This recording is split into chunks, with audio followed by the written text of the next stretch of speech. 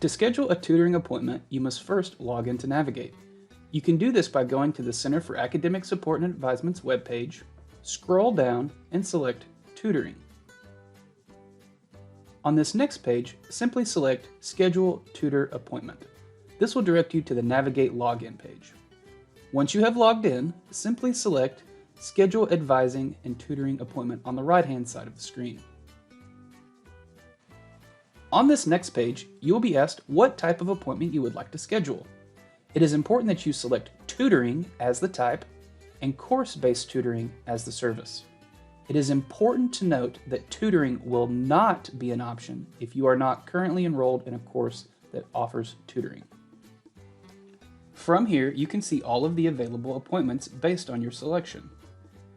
You can also change the date, how you would like to meet, and select other various filtering options on the left-hand side of the screen.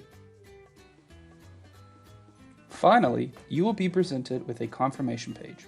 Two important areas to note are the How would you like to meet field and the Would you like to share anything else field. Please confirm the information and provide any additional information. Once confirmed, select Schedule. You should receive an email confirmation shortly.